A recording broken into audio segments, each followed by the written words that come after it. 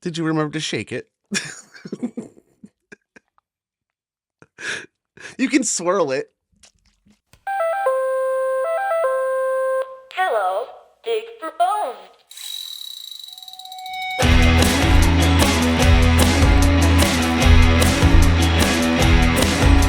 I don't think anyone knows that I'm the one. Cut off your toes and put them in the drawer with the sock.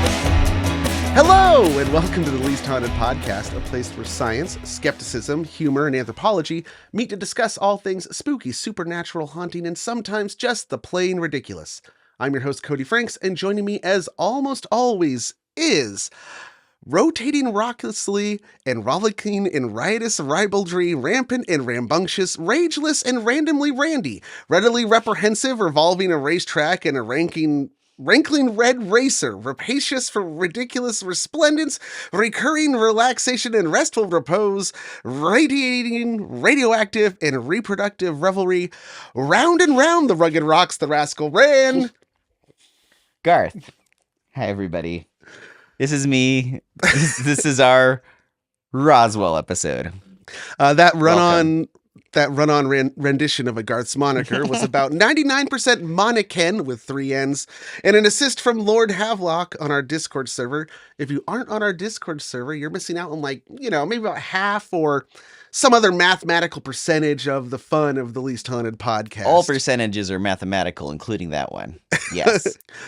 So, if you recall from the last episode, or if you're binging this in the future and just listened to it, it should be fresh. But last time we talked about Kenneth Arnold and his June 24th, 1947 flight around Mount Rainier. He was looking for a plane. Yes, he was looking for a missing plane. And then he witnessed 9 strange objects that flew through the air, and like how a saucer skips on water.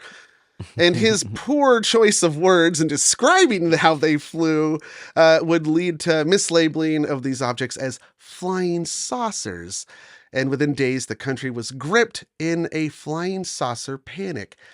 Side note, it was recently suggested on the Discord, somebody pointed out that maybe we should stop using the term hysteria to describe things, since hysteria is specifically, it originates about, it's women. It's their uterus starts wandering around their body. Oh, the wandering uterus. It wanders around the inside of their body, and it makes them all crazy. Well, there's a lot of similes for hysteria, so yeah, panic's good. Yeah, mass delusions. Sir, your wife's hysterical, so I'll address this to you.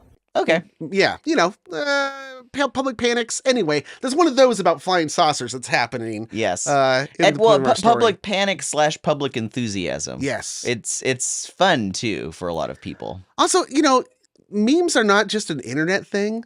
And so if you imagine, how did memes spread before the internet? Word of mouth. Radio, word of mouth. Yeah, there are other ways these things were spreading. So, yeah, at the same time, this, flying saucer enthusiasm in the end of June 1947 and into July 1947 is kind of memetic. Ooh, memetic. Memetic, yes, as that's how it's spreading. That's good. So, sightings, reports, and pictures of flying saucers are coming in from all over the United States. Newspapers, radio shows, and even film strips are all talking about flying saucers. What are they? Where do they come from? What are they doing? Flying saucers, what do they know? Do they know things? Let's ask. Yes, these are all questions that are on the public's and even the government's mind at this time. So now we bring you the second chapter of the story, already in progress 2 weeks later. 2 weeks later? See, it's funny because what we're going to talk about now takes place 2 weeks after what the last episode was about. Yes. And our episodes are also spaced 2 weeks apart. Oh, so this is in real time. This is history playing out. Yes. You experienced the last episode 2 weeks ago, and that's what happened 2 weeks ago in 1947. Yeah, but if we'd done it better, this episode would have come out 2 weeks before from when you're listening to it, because it would have been more thematic. Anyway. Close enough. I think it's still pretty good. So 2 weeks after the events of the episode we did 2 weeks ago, this happens. Here we are. Okay. So around the time that Kenneth Arnold's story was just hitting the news in late June of 1947, New Mexico rancher Mac Brazel I've seen different spellings. One was spelled Brazil, but then I saw the official government document has an E, so I think it's Brazil. Okay. Anyway, Mac, in quotes, I couldn't find his real name. He's just Mac. Oh, yeah. That might Mac- be his real name. Mac Brazel was doing the rancher thing on his ranch near the town of Corona, New Mexico. While tending his cattle, he came upon a very curious sight, a scattering of debris. It appeared to be a mass of shiny metallic material, something vaguely black and rubbery, and a bunch of broken maybe sticks. And this debris was spread out over several acres of his ranch, Oh, wow. scattered in the wind. He thought it was odd. I mean, who wouldn't? You're out in your ranch and you find Yeah, this, where like, did this come from? Where did it come from? fall What out of is the it? sky? Yeah. So he collected some of it and stored it in one of his barns, and then he got back to doing the business that always needs to be done on a ranch, because he's, there's still work that needs to be done. I'll deal with this shit later. It's also important to note that Mac Brazel did not have a telephone, and if he had a radio, I didn't see it mentioned in anything I read, but one thing is certain, he has no idea that the UFO thing is going, or the flying saucer thing is happening. Because he's unaware of it. It's only been happening for 2 weeks. Yes. Max. Well, actually, at this point, it might be happening concurrently. The actual date when he found this stuff, it just says late June. And if the flying saucers that Kenneth Arnold saw was June 24th. So this is happening sometime in that last week of June. So it could be like, it might even been the same day when he found this. Okay. But he had other stuff to take care of. So he doesn't know that's going on out in the broader world. But then what happens next, we do have dates for, which is that like on July 5th, he drove to the town of Corona to do errands and to meet up with some of his extended family. He shares the story of what he found, completely unaware of the broader flying saucer madness. His uncle Hollis Wilson suggested, hey, that might be the wreckage of a flying saucer. And Mac's like, a flying what? And then he kind of like gets brought up to speed. So this is the first he's hearing about flying saucers. And he's not sure about all that. He really doesn't think that it's any kind of extraterrestrial thing. However, there is a reward that's being offered by newspapers for physical proof of saucers. And if you provide physical proof, you could get about $3,000 or $40,000 in today's money. For a rancher... Yeah. That's pretty enticing. So he's like, you know what? Why the hell not? Let's tell somebody about it. Who is it to me to say whether this is proof? Let them decide, and maybe they'll give me some money. It is interesting to note, though, that like both stories start, one of like the instigating factors is that there's a reward money. There's reward offered for finding something. Oh, so Kenneth Arnold was out looking for that missing aircraft for a reward of about $5,000 at that time. And then here we have the offer reward for $3,000, which only is being offered because the guy was looking for that earlier reward money. One led money. to the other. Yes. Okay. It's all connected. Yeah, it's that's a web. interesting. If I had the crazy board, we'd put little yarn, So the next day, July 6th, Brazel drives 130 miles or so to Roswell. And this drive at the time, because of roads of the time and cars, would take around 3 hours, give or take. So it's a long drive, which is interesting that like they always call it the Roswell crash. It happened 130 miles away from Roswell. Yeah.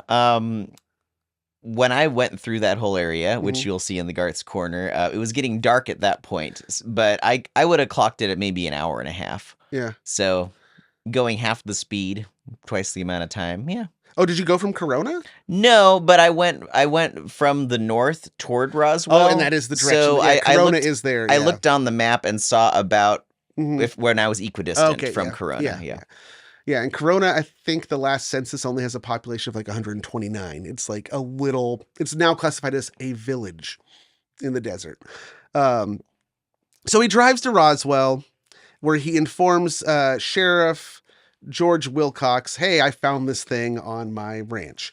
Wilcox then calls the Roswell Army Airfield, RAAF, because it's still in transition from Army to Air Force. That messed me up so much when I was in the museum, because they kept showing the RAF. I'm like, oh, the Royal Air Force. No. It's the Roswell Army Airfield. Airfield. RAAF. AF, long A. AAF, yes. So yeah, the sheriff then calls the airfield, tells them what's going on. He says, "Hey, something seems to have crashed on Brazel's ranch. Might be yours," because that is still like the idea. At this point, the idea of it being a flying saucer is not seriously being entertained.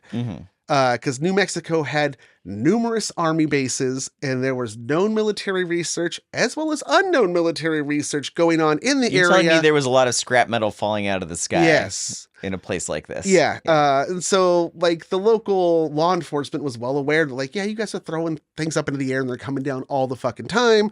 So it's probably yours. So then the airfield dispatches Major Jesse Marcel and Captain Sheridan Cavett to go back to Brazel's ranch with him to collect debris and then bring it back for identification. They're stationed out of the 509th Bomb Group of the 8th Air Force. And the 509th Bomb Group is interesting because at this time, they are the only people on the planet Earth who are capable of delivering a nuclear bomb. Oh. So they go out to Brazel's farm. They collect the debris. They bring it back.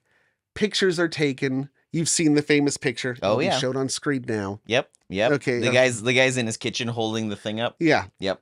That's Major Jesse Marcel. Got it. So that was on the 6th. On July 8th, Public Relations Officer of Roswell Army Airfield, Walter Haut, he issues a press statement that was unauthorized. This is important to know. He did not get approval for what he put out on the wire. It was just a wire that was set out to other like air bases and as a press release, general press.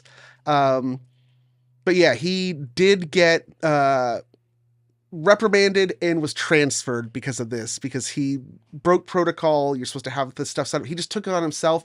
And it's because he was already caught up in the excitement of, I guess, the UFO panic or the flying saucer panic. What did he say?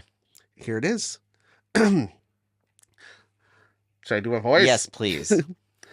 The many rumors regarding the flying disc became a reality yesterday when the intelligence office of the 509th Bomb Group of the 8th Air Force, Roswell Army Airfield, was fortunate enough to gain possession of a disc through the cooperation of one of the local ranchers and the sheriff's office of Chaves County.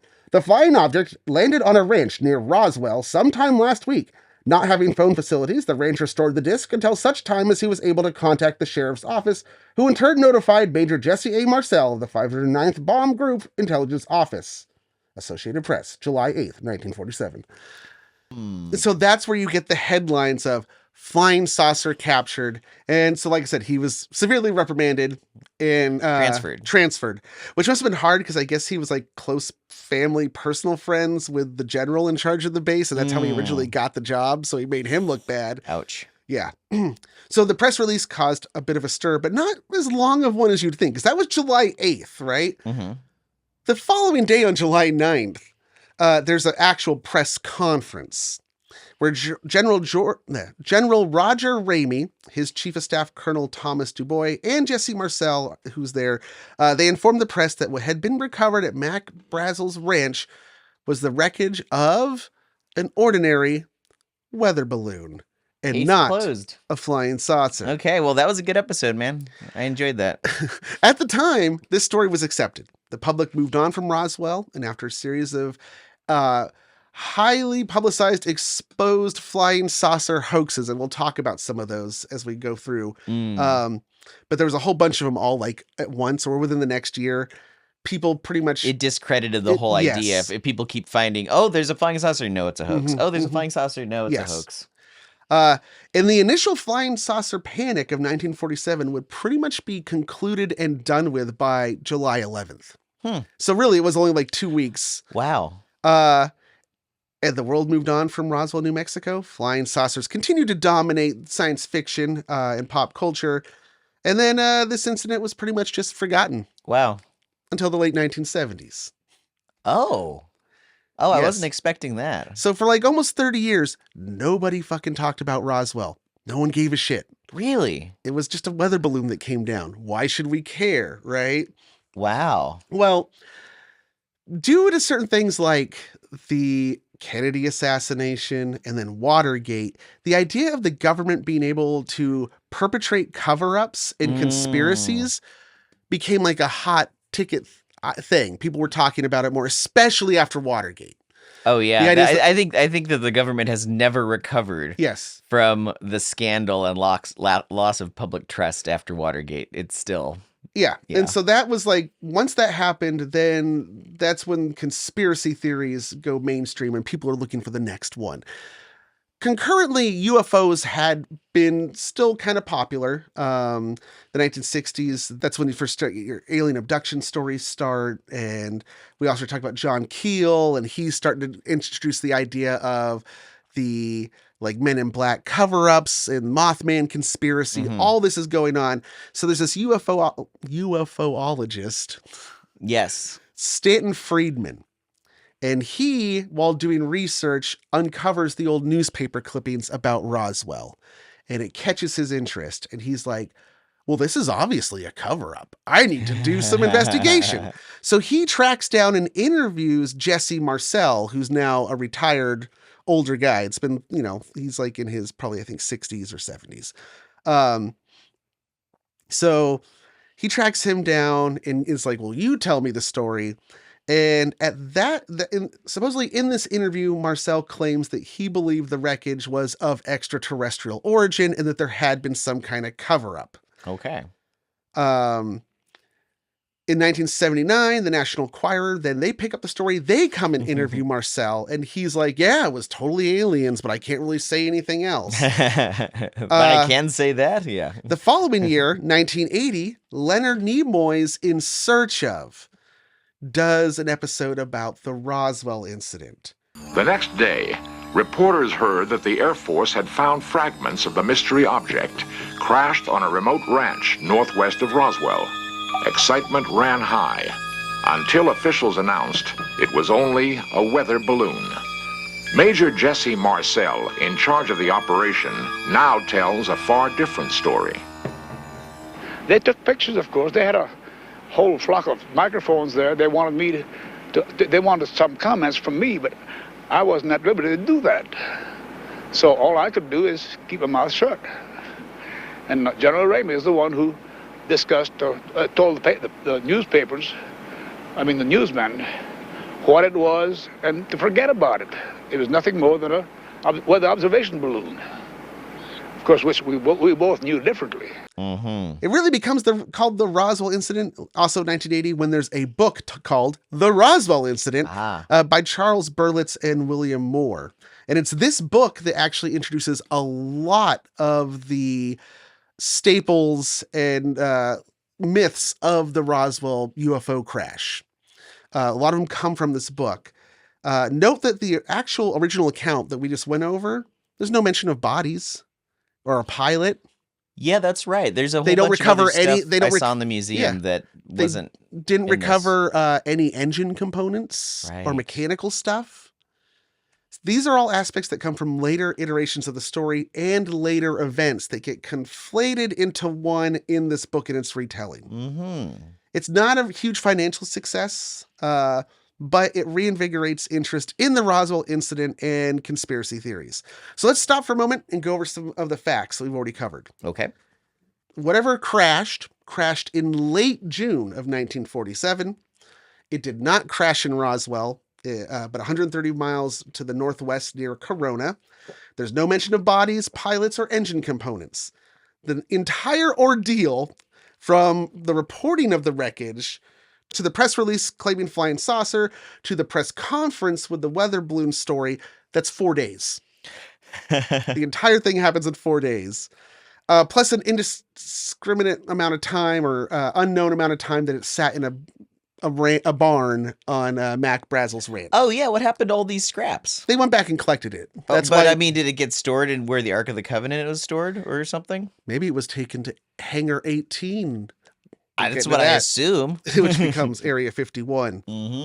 Though that 4 days, though, that doesn't seem like enough time to perpetrate a huge cover-up conspiracy. I guess not a lot. unless they knew it was going to happen ahead of time. Yeah, imagine scrambling to cover something up without any planning. Yeah, that seems that's very impressive if they did it. What if I told you, Garth, that there really was a cover-up? Hmm. That something highly classified really did crash out of the sky into a ranch in the middle of nowhere, New Mexico. Something that was kept secret for almost 50 years. It's time to talk about what really happened in New Mexico. It's time to talk about Project Mogul. Okay. But first, you gotta dig for some bones. Let's dig for the bones, people. Dig for some shards of alien little metal pieces. Oh, I got them. You do? Oh boy, stay tuned.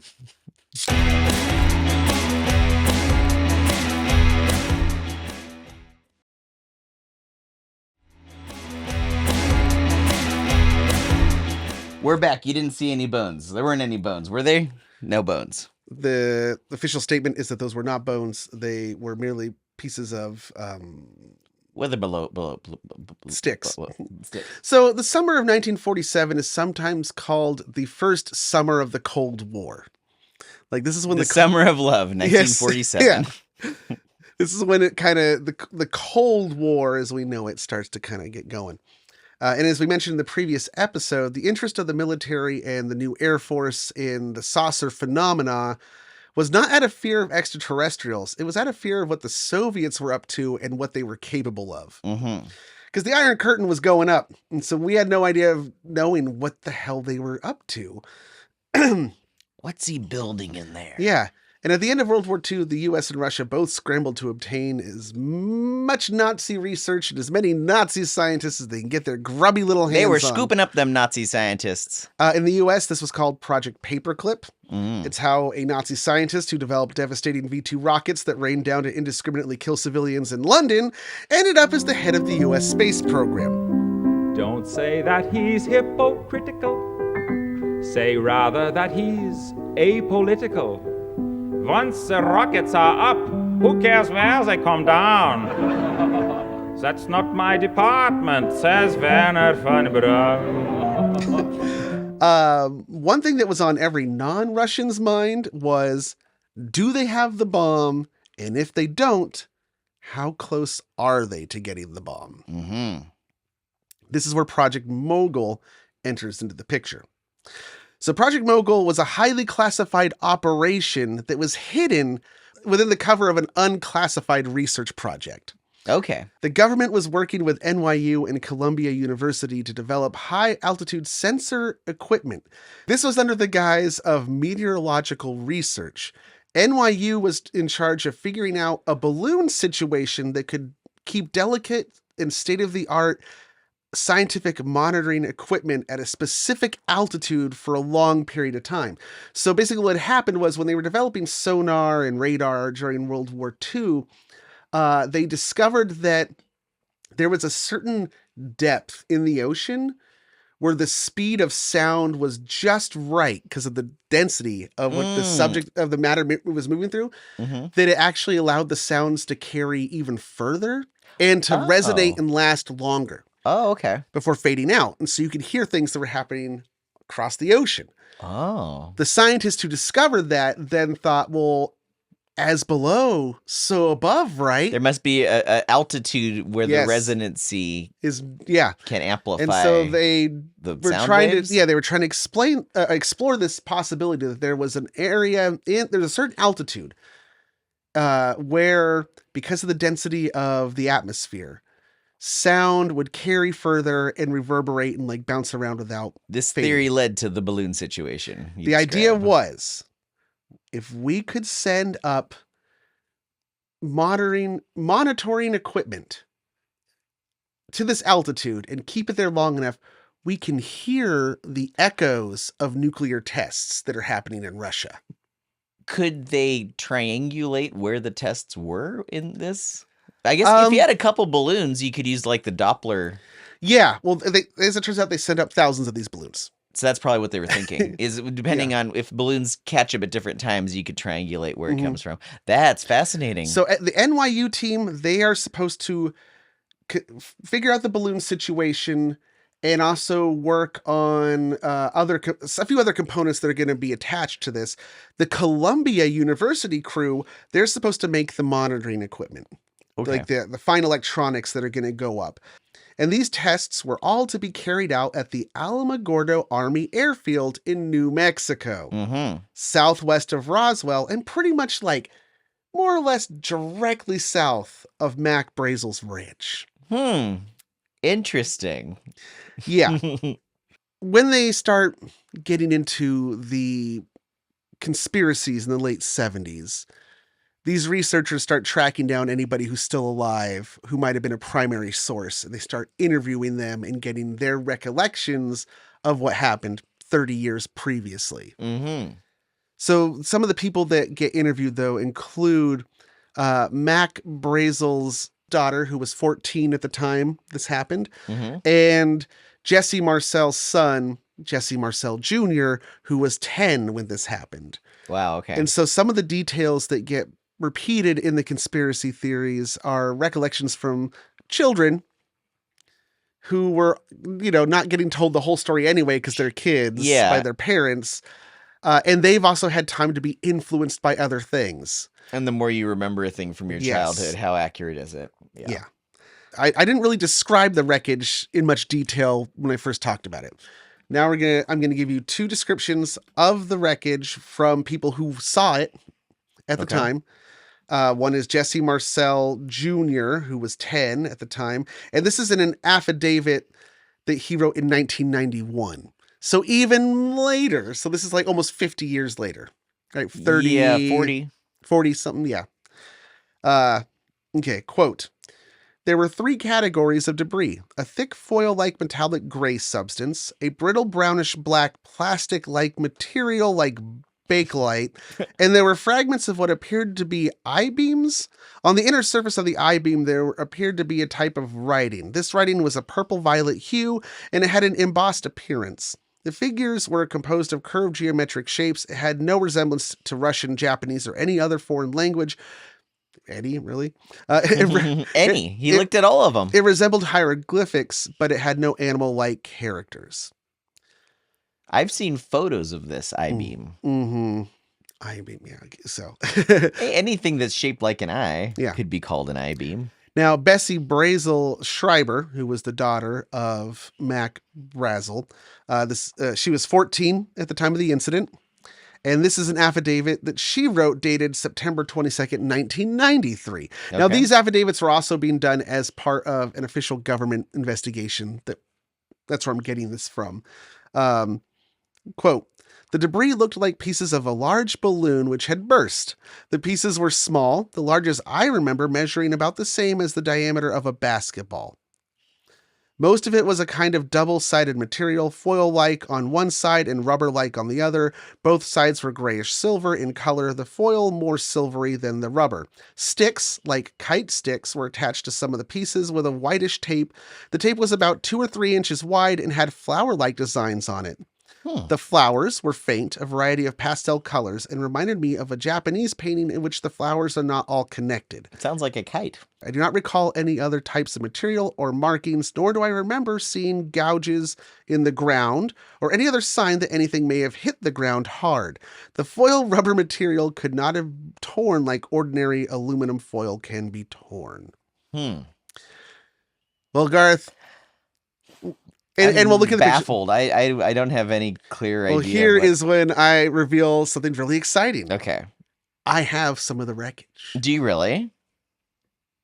That's obtained through a mysterious stranger on the internet. I had to meet him behind the Whole Foods and do some questionable things, but he gave me a sample.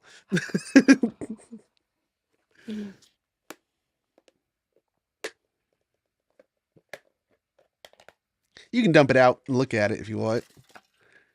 There you go. I see tin foil, balsa wood. Yeah. And looks like some kind of a spongy rubber.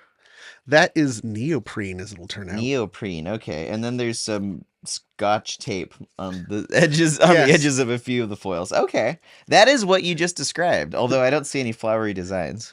Yes. Okay, so Project Mogul. We're giving this to this guy. When they had the stuff all laid out and that photograph was taken, another guy walked into the room. I'm trying to find the actual quote. It's in the government report, and he looks at it and he goes, Oh, you guys found a Rawin. What's a Rawin? A Rawin is it's a type of radar target. So remember that the Project Mogul was going to have a whole bunch of equipment attached to it. Yeah. That Columbia was making, right? They were going to make all the sensors and such. Well, Columbia was kind of behind schedule on that.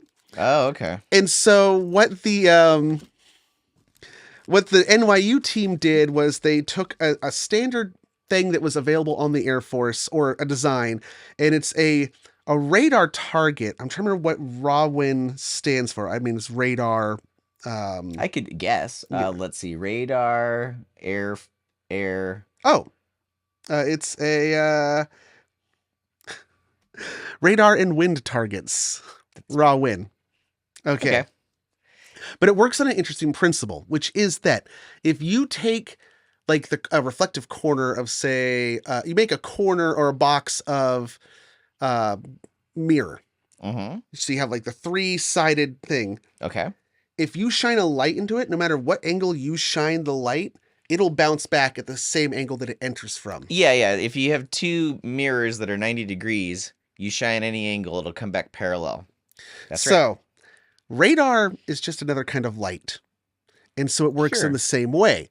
So what was hanging from this balloon was a whole bunch of these Rawin targets that were made out of foil and paper, balsa wood, and tape.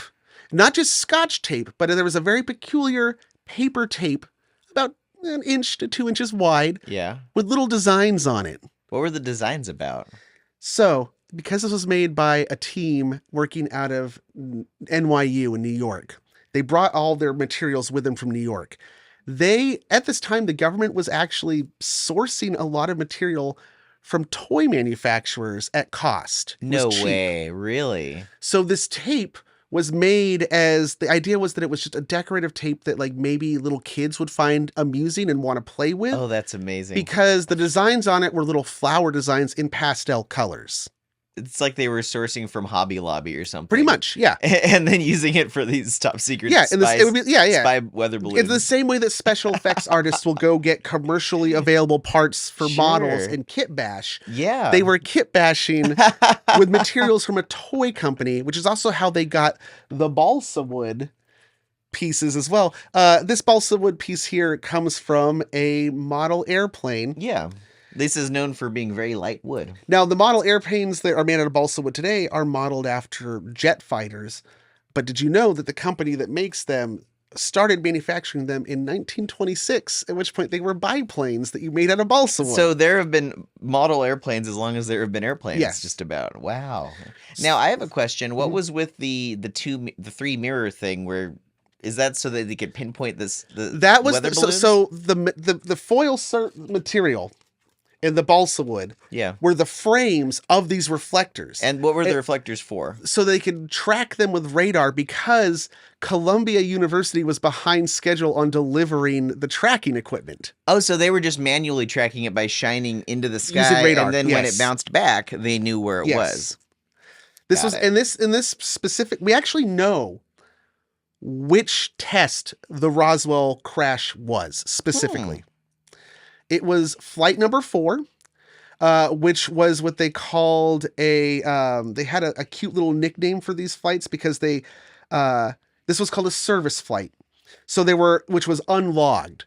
So they had actual flights because they did have some of the equipment that they were testing. And so they ran those as regular tests. They sent those balloons up. Flight number 4 was what was called a service test, which is because they didn't have all the regular equipment they really needed. They were going to rely mostly on the Rawin reflectors and one sonar buoy, a repurposed sonar buoy. I guess they're doing the best with what they have since they don't have everything they needed. Now, the rubber-like material is neoprene.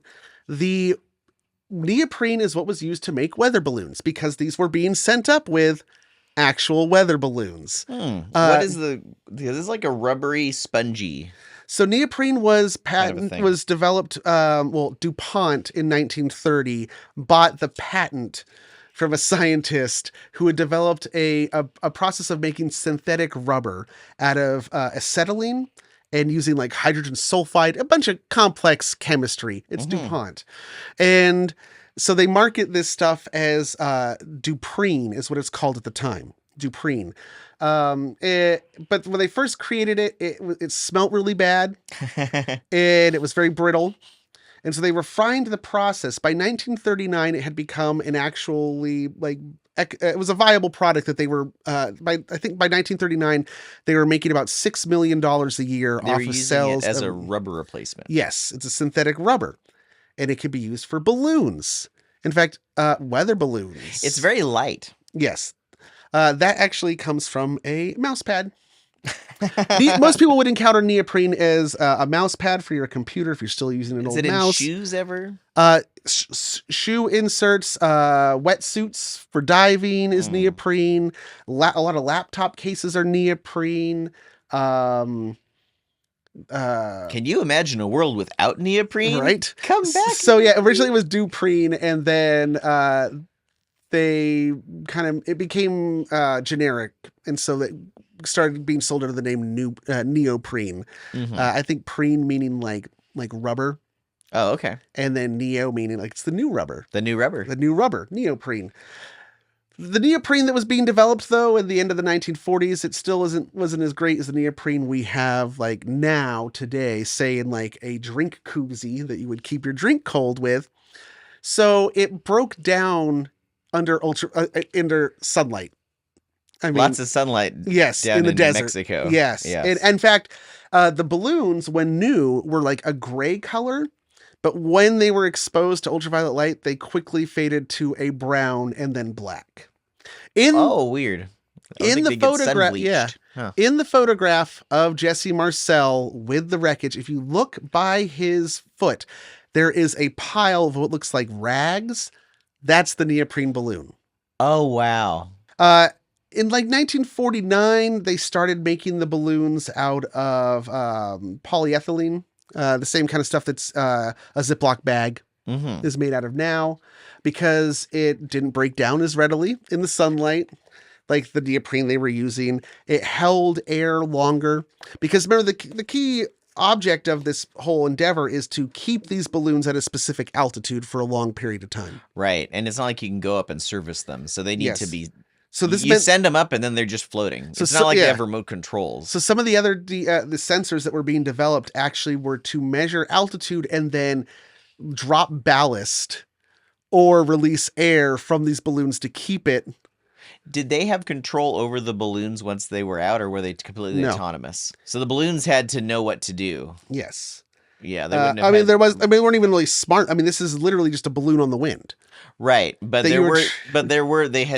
they had mechanisms in place to, as a ballast to keep altitude. So flight number 4, which is what the Roswell crash was, which was one of these unlogged service flights, was sent up on June 2nd.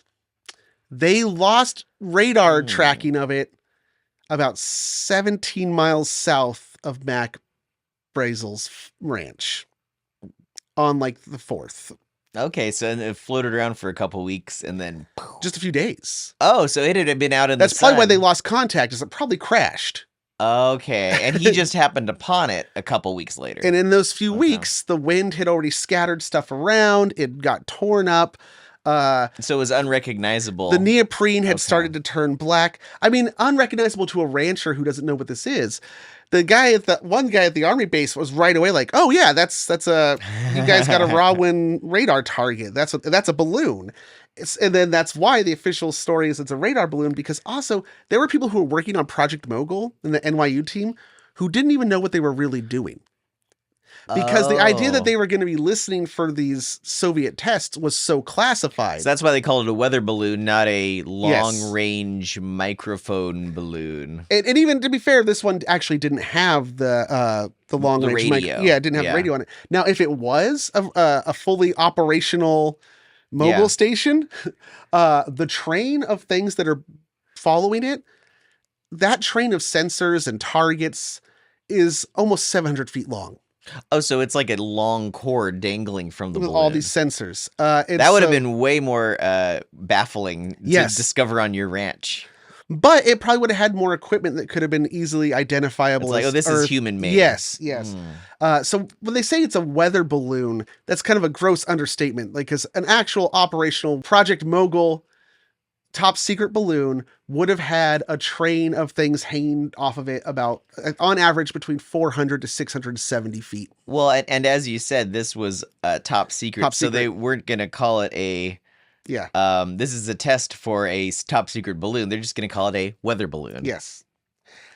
Now, that explains the initial... If they'd found a Project Mogul one, they would just call it a super duper weather balloon. Yeah. we have, it's just a very complicated weather balloon. And so people kind of moved on. However, like I said, there was other hoaxes that were happening and other things that were going on that then get added into the Roswell myth as time goes on. Mm-hmm.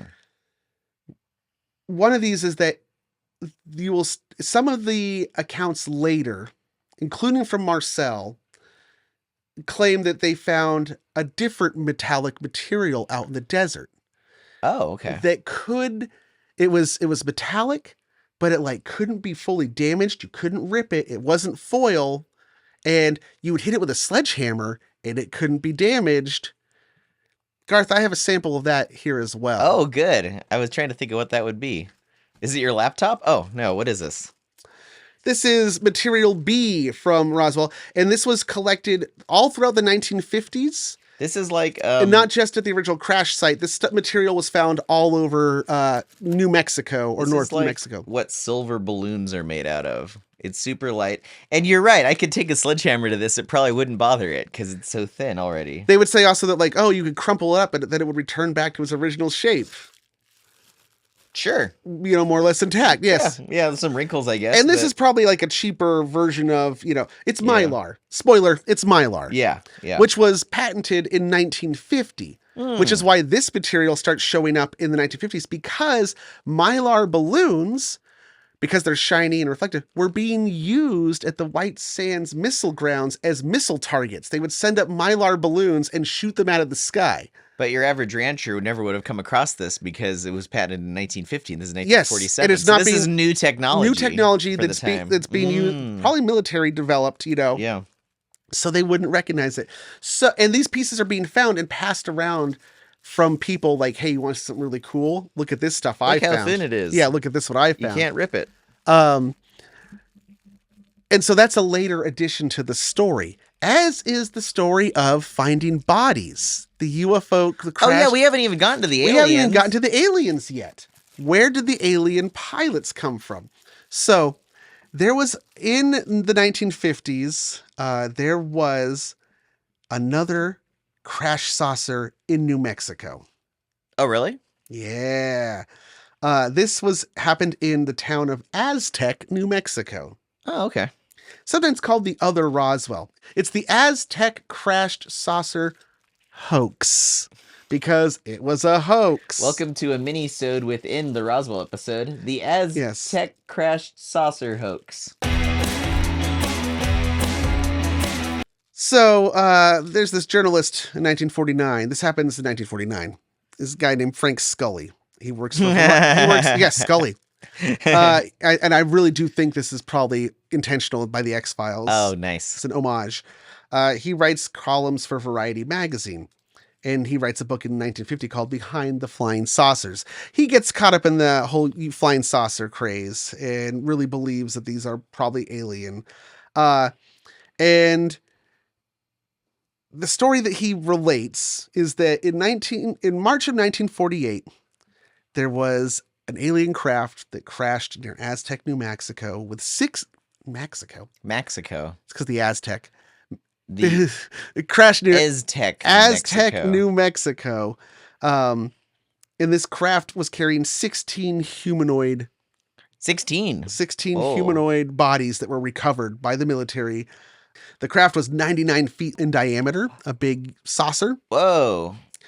And the people who told him this, the sources who witnessed this and witnessed the government covering it up and taking the stuff away, were two men known as Newton and Gabauer. And they said they saw it getting covered up. They saw the stuff being taken away. And that they claimed that what probably happened was that these were, that the government was doing nuclear tests, and this caught the attention of aliens who wanted to see what we were up to. They detected that was a big thing at the alien museums. Spoilers for Garth's Corner coming up, but yeah, that was the thought that aliens saw us doing nuclear tests, and that's why they arrived when they did. So they came, yes. And I guess these guys got shot down, or they were struck by lightning. Either way, they crashed, and it's taken away. However, the two men, Newton and Gebauer, they were able to actually recover some of the technology and used it to develop these things called doodlebugs.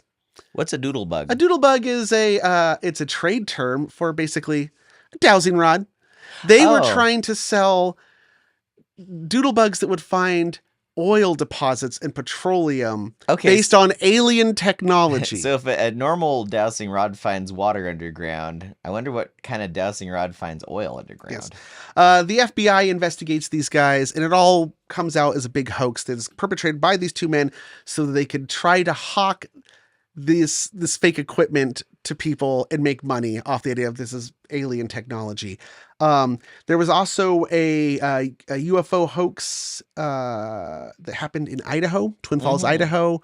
And that was a little saucer that was found in Italy, but that one was only 30 inches in diameter. So these were tiny little aliens. Why not? I mean, who knows? There have been plenty of good sci-fi stories where scale is a surprise. Come in, Central Control. The ship's destroyed. Incredible race of giants here. Too powerful. Stay away. So yeah, maybe they're little guys. But the Aztec saucer hoax is where you get the idea of the bodies and and an intact craft being recovered. Right? Okay, so that got conflated with Roswell later on. It gets mixed in. Yes, and when later that people are retelling the story, that detail just gets shifted over.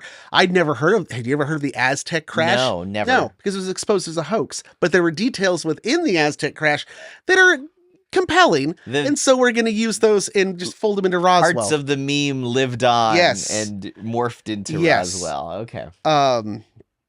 The idea of those, the I-beams with that little hieroglyphics on it, that gets pushed more at this point. The Mylar is an excellent explanation of why in the 1950s the material that shifted. That's when you start getting the details about, how that all works. But then here's another interesting thing that came up as I was researching this, and it was briefly mentioned in the last episode. This was not the first time in American history that people had seen all over the country for a short period of time flying objects, and that there were reports of objects that had crashed, and that pilots had been recovered, and that there had been cover-ups. Really? That's a lot of things. 1896 through 1897, the flying airship, panic that happened. What? Yes, the flying airship panic. It has stories of these airship crashing into the ground, and they're recovering pilots. One of them said they were German pilots. Was it blimps or hot air balloons? What's an airship back then? Yeah, like a blimp. Dirigible. Yeah. And this all kind of stemmed from that book, the Robert the Conqueror, right? And so it's interesting that you can see the exact same details being mapped onto this later story of something came down. There were pilots that were recovered. The government covered it up because this was advanced technology that they then used. And that was 50 years before. It's kind of a trope. Yes. This is a story that keeps popping up. And that was 50 years before. So then I was like, well, what, are we 50 years away? Well, 50 years after Roswell we're due for a new modern retelling. Well, in the 90s, you got a whole bunch of, because it was the 50th anniversary of Roswell. The 90s, that's when you get X-Files and Independence Day. A big Roswell decade. And it's because it was the anniversary of the original Roswell thing that it put it back on the zeitgeist. The current UAP craze that's going on, we're early. That is, I think, the next iteration. We're just still early, and it's because of the internet. The internet just sped everything up faster. It's done that for everything, so that tracks. So before it would have been these 50-year intervals. Now it's happening a lot faster than it did before. Still, we have to see the UAE. We need a story that's with these modern UAEs where one of them crashes and you have bodies. Like, that hasn't transpired yet, but we're due for it, is what you're saying. Yeah, I can see that. There was an interesting thing that came up in realization that I kind of had while reading all this research, and that was that why aliens became so popular. Why UFOs in particular and aliens at the time they did and continue to this day. And I think it has to do with science killed ghosts and God and demons and all that stuff. And the aliens and the flying saucers comes from the age of super science. Well, and we've spoken about how the atomic age aliens took over for older versions of a lot of the same things. Like when you have sleep paralysis, you imagine there was a what's the name of that band from the 90s? Incubus? Incubus. Yeah, you imagine an incubus on at your feet. And nowadays you probably see the incubus and it looks like an alien because that's what's in your head. Too much of the incubus, you'll get a bad case of the hoobastanks. There you go. And so yeah, I can see that. I mean, if people are thinking, oh, well, spirits and ghosts, I don't believe in that. Well, but here's a scientifically plausible thing. Here's a new plausible thing. Yes. I don't believe in magic, but I do believe that there could be outer space things. And science allows for that. Yeah. There's nothing supernatural necessarily about aliens, not necessarily. In 1981, folklorist Jan Brunvand came up with this idea of what something needs to become living narrative folklore. Like, what is it that... What are the components that make these certain stories stick? Yeah, and become the new folklore. And she identified 3 key elements. It needs a strong basic story appeal, a foundation in actual belief, and a meaningful message or some kind of moral that we could get.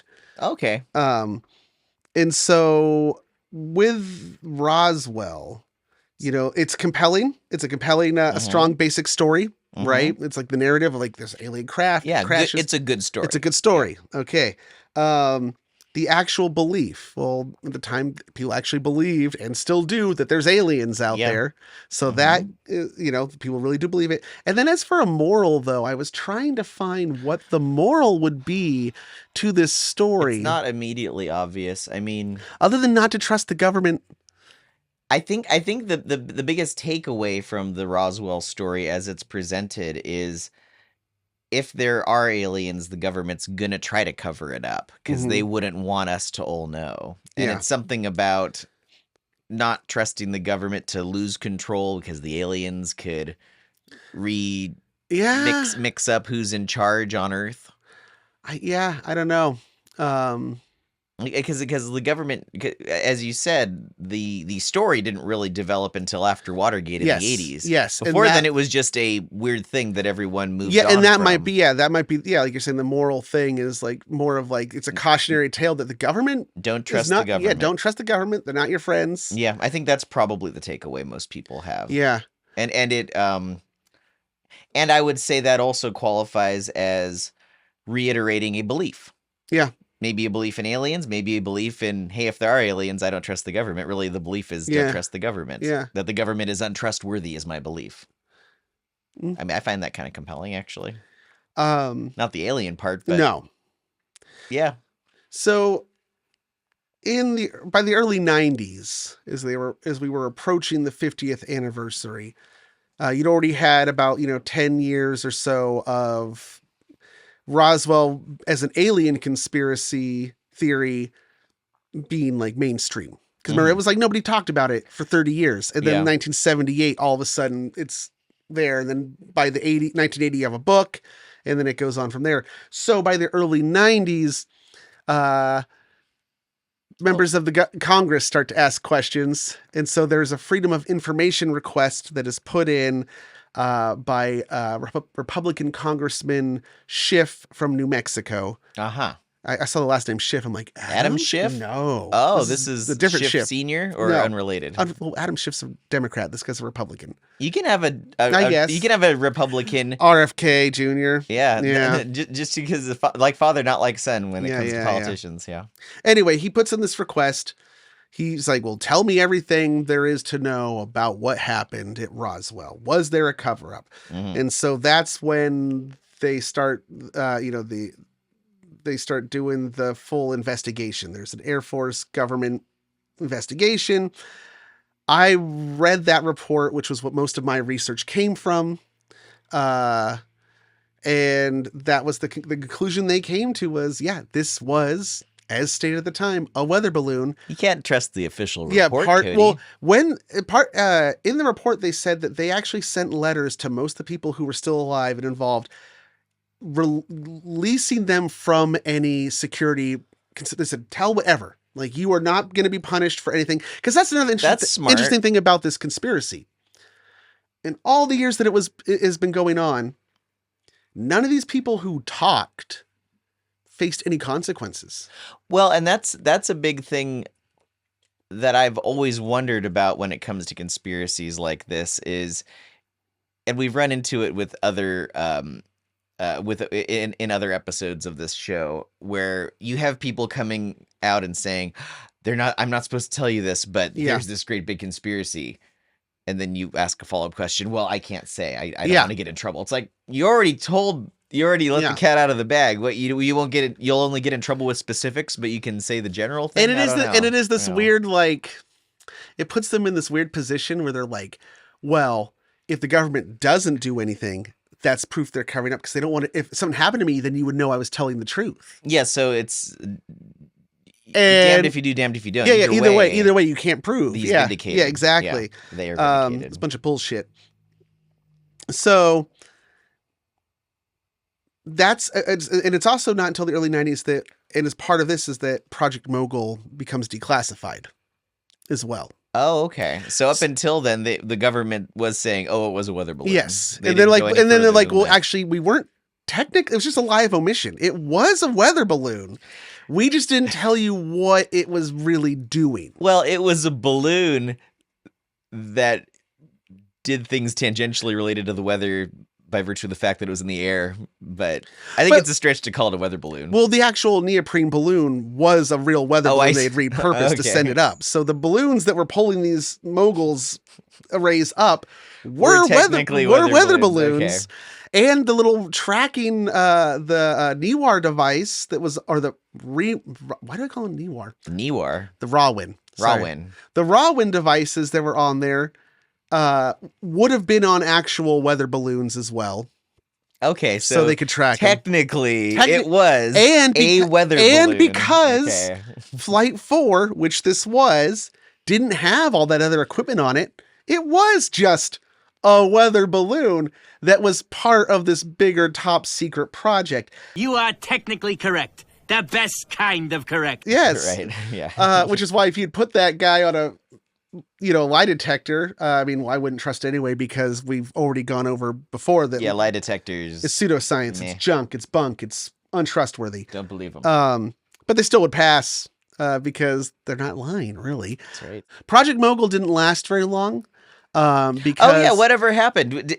Did the theory work out? Can you listen to atomic? You can. Okay. But then they found out that they could actually fly around with planes and scoop fallout out of the atmosphere and get radioactive readings in the atmosphere a lot easier than listening for sound vibrations. They probably get better information too, because they're getting more. It's how much later we knew that Chernobyl happened without them telling us initially that happened, because all the radioactive sensors that we had around the globe started going fucking crazy. And they're like, something big just happened. Yeah.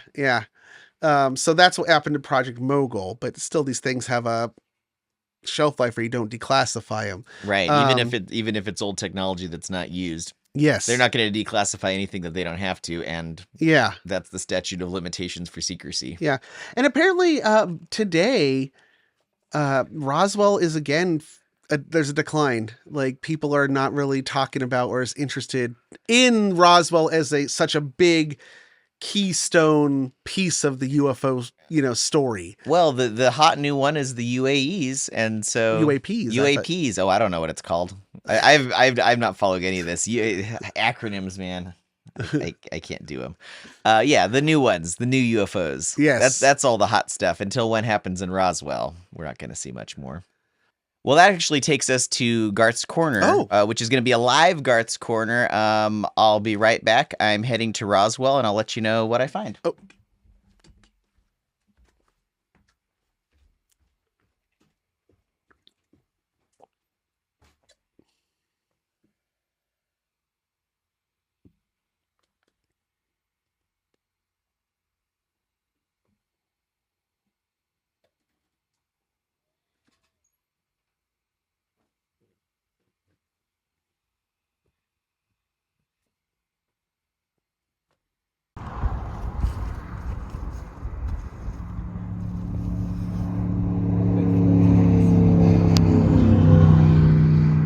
Well, here we are in Roswell, New Mexico, and this is Garth's Corner.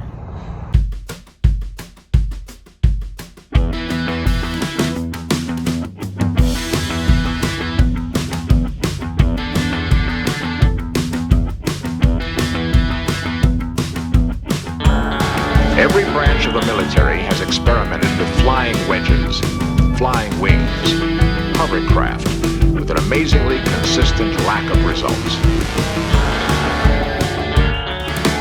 Roswell, Roswell. All right, here we are at the International UFO Museum and Research Center. Let's check it out. The museum was founded in 1991 by Glenn Dennis, who came to the attention of UFO researchers in 1984 when he called the TIPS hotline after an episode of Unsolved Mysteries featuring the Roswell UFO incident. This test dummy will come into play later on after this Garth's Corner. After facing some public scrutiny, there were serious doubts about his story. For instance, he was found to have made up the name of the RAAF nurse who told him about the crashed vehicle and occupants. But the museum's creative approach to presenting reality, and indeed pushing the boundaries of what can be considered a research center, or indeed a museum, brought a smile to this skeptic's face. Just look at the aliens! Who wouldn't love this? Folks put a lot of hard work into these displays, and their showmanship and artistry are impressive. And while children might enjoy the spectacle, a kid visiting this museum might just learn a thing or two. But probably not. I see this as less of an informative museum and more an art museum, showcasing a decades-long story with 1,000 authors. These storytellers are so good, they even believe it themselves. What this museum does provide is a window into the collective imagination of a people who want to believe in something. If aliens ever do come to Earth, I hope that they land here in Roswell. These people have earned it. And of course, there's a gift shop.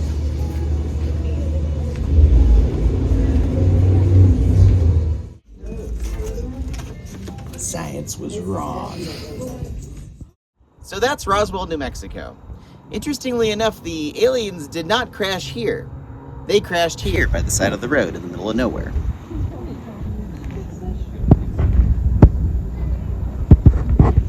Actually, this is the beginning of Indiana Jones 3.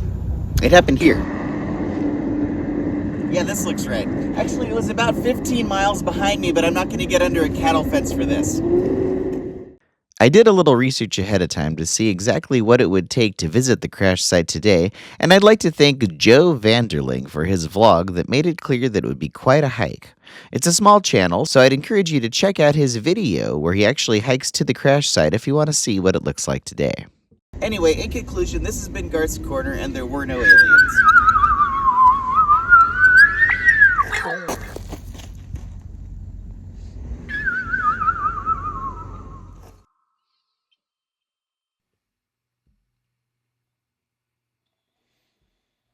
Dude. Whoa! I got abducted by aliens. It's alright, I'm back.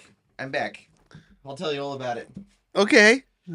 Actually, I can't tell you all about it. I don't remember anything. But it was a fun trip, so yeah. Never mind, no aliens. There weren't any aliens. Oh. Yeah, I was gonna say that's contrary to everything I just spent like an hour talking about. So yeah, that was Garth's Corner. Yeah. Hope everybody enjoyed that. It was pretty cool seeing the museum. It made me think of I went to a museum attraction in Arizona, or maybe it is New Mexico, called The Thing. I think you've told me about this. And it's all been somebody bought it and remodeled it, and now it's all about aliens and dinosaurs fighting. Do they have the same do they have the same artifacts, but they just dressed them up differently? There's like one artifact that they now claim is like some kind of alien human hybrid mummy. Oh, okay. So go ahead and hand me that shot glass up in the corner there. So I got this at the International UFO Museum, and as you saw in the Garth's corner, it was pretty cool. It was neat. There were a lot of neat dioramas. It was very enjoyable. Lots of interactive stuff. Fun for the whole family. Yeah. Great gift shop. So I got this at the gift shop, and I don't know if you're interested, but I got this. This is actual UFO water. Would you like to drink some of this with me? We should keep one of these unopened. Okay, so in that case... But I am going to look at this thing just so I can look at it. Yeah, take a look. Probed and packed in Roswell, New Mexico. They probed the water. UFO H2O. UFO H2O presents not merely water with exceptional taste, but also introduces a can designed to mesmerize, embodying the captivating essence of the sci-fi and alien genre. At the Holy Waters, we hold a fervent hope that you will find immense enjoyment in our product. We are also proud to share that 10% of all proceeds are donated directly to the Roswell Dream Center, supporting our local community in meaningful ways. Additionally, we invite you to engage further by scanning the QR code found on our packaging, which will navigate you directly to a dedicated page for donations to the Roswell Dream Center. I don't know what that is. Holy Waters, Roswell, New Mexico. Serving size, 16 fluid ounces. Calories, 0. Total fat, 0. Cholesterol, 0. Sodium, 0. Carbohydrates, 0. Fiber, 0. I'd be surprised if there was fiber in the If water. there was just fiber and nothing else. No vitamins. Devoid. This is... It's 0 everything. It is drinking nothing. All right, we're going to keep one of these for posterity, and we're going to open one. You need to shake it? There's nothing in there. Just in case. His alien debris on the bottom. All right. Do you want to drink out of the shot glass or out of the main can? I don't think this shot glass was clean. I see little particles floating around in there. I'll drink out of the shot glass. Or there's air bubbles. I don't know, man. It was probed. That was being fuckled by this little alien. All right, cheers. Yeah. To Roswell. Hey, to Project Mogul.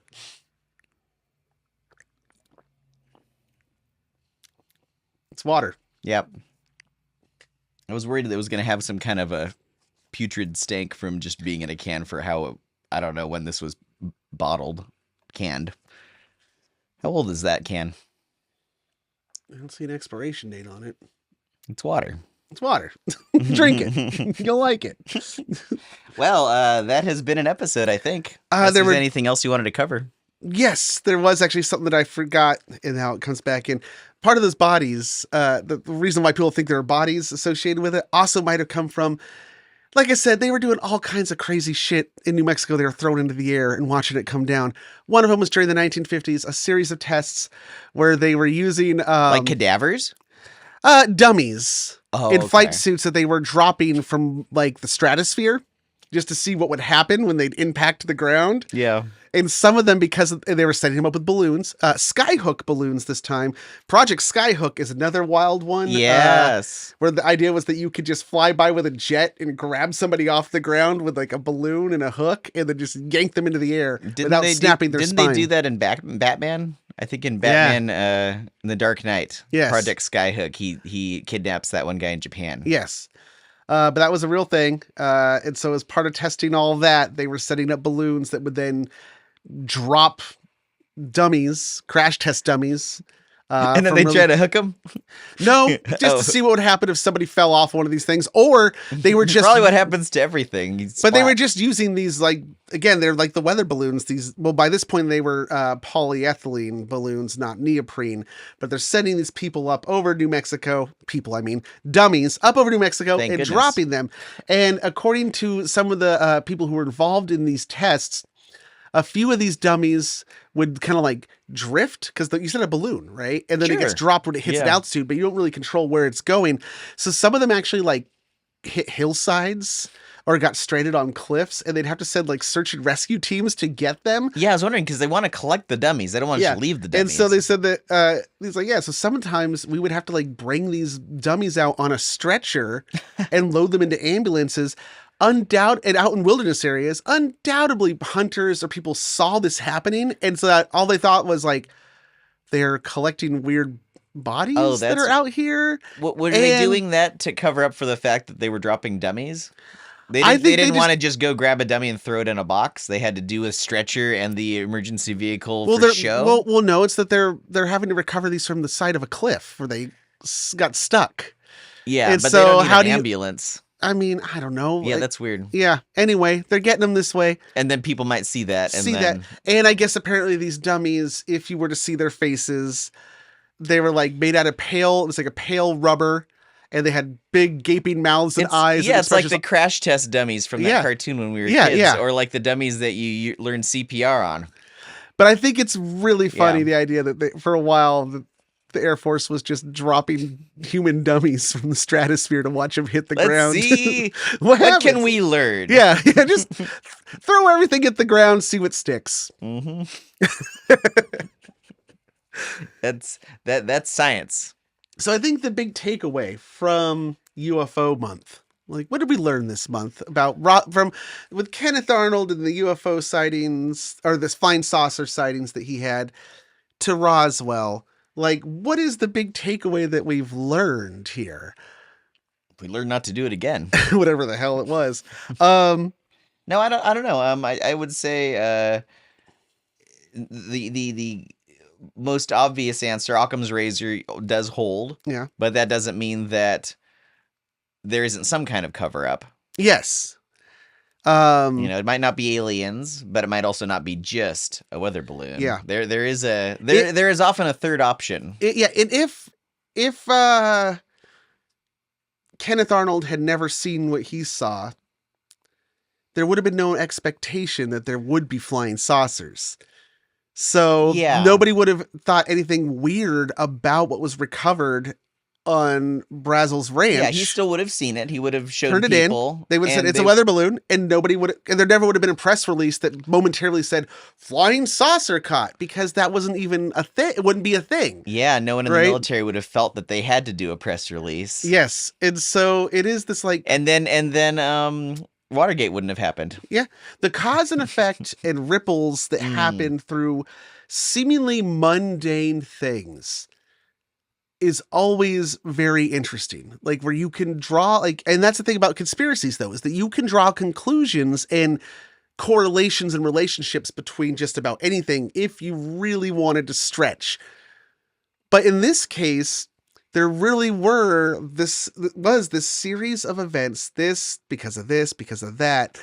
And then after you get to a certain point, it hits like critical mass and you can't stop it. You cannot put that genie back in the bottle. It spreads through meme, and it just becomes its own beast entity. It's a great reminder of the butterfly effect in history and whether or not things were inevitable. And the more and more I learn about history, the more I think very few things are inevitable. It's just all these little things add up, and suddenly there's a UFO craze. Never would have expected it, and look what it led to. And I also wanted to, I forgot in the last episode, people probably wondering, did they ever find that missing airplane that Kenneth Arnold was looking for? Oh yeah, let's wrap that up. Turns out they did. What happened was, because of the bad weather, there was interference with... Was it a bunch of sports players on there? No, it was U.S. Marines. U.S. Marines. Yes, 32 of them on a plane, and they lost contact and disappeared somewhere around Mount Rainier. They were navigating purely by visual because they were in bad weather that was interfering with like their ground communications. What happened to them was they slammed into the side of Mount Rainier into the Tahoma Glacier. That plane wreckage, as well as most of the people who were on it, are still there underneath the glacier. Wow. It like The glacier just swallowed them up. swallowed them up. They did eventually recover some material and some remains, but for the most part, the majority of that flight and those men is underneath Tahoma Glacier on the side of Mount Rainier. That's good to know. That was one little unknown thread. Yeah, it occurred to me as I was driving home after recording, like, shit. Now we got a bow on Now every you have little closure. thing you started. All the Chekhov's guns have been fired at this point, I think. So, that was UFO month. Right on. And I think that August doesn't really have a theme, but I can tell you, I'm pretty sure I know what we're going to talk about for the next episode. Oh, really? You get your choice. Dealer's choice, Garth. Okay. Shadow people. Oh. Or rods. Rods? Rods. You're curious. What the hell's a rod? What's a rod? You'll have to choose rod to find out. Do I have to choose now? The sooner the better. Okay. How about let's go with rods? Okay. I'm too curious. So we're going to have we'll zoom in on this little guy, and he's going to read the Monster Squadron. I think you need to move this out of the way so you can see him. Here he is. Okay. I think. Yeah, I got a line of sight. Okay. So if you enjoyed this episode and you enjoy what we do, you can support us on Patreon. You can join any number of tiers. Well, there's 3. And one of those tiers is our Monster Squadron patron producers, our squatties. And they are... Oh, should I be doing this in an alien voice? Yes. Oh, what does an alien sound like? Travis Alexander, the Barbarian, Rachel Krieger, Tom Dahl, Justin Duckham, Kelly Flynn, Gunnar Franks, Carla Harrington, Havelock, Christina Hurley, Ken with 2 N's or Monaken with 3, New Jared, TJ Levenhagen, Alicia Overton, Jordan Ramey, a different one, but the same one. Blue Roan, Setifan, and Tatum. Thank you, Alien. And if you want to join the Monster Squadron, you know where to go. Patreon.com/Least Haunted. That's right. Like I said, join the Discord. There is a invite link in the show notes down below if you're watching this on YouTube, or if you're listening to it, just look down at the episode information. You'll see links to everything. Yep. Yeah. I think that's it. I think that's everything. Okay, so thanks for joining us, and until next time, which will be rods. Remember, the only... Until Rod time. Until Rod. Remember, the only thing that's haunted is...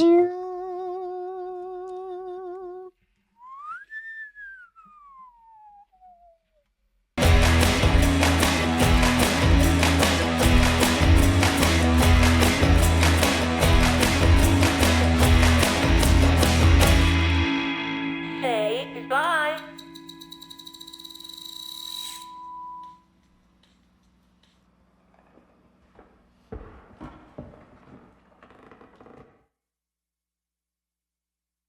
The Least Haunted podcast is recorded before a dead studio audience and is a presentation of Sequoidea Productions, LLC.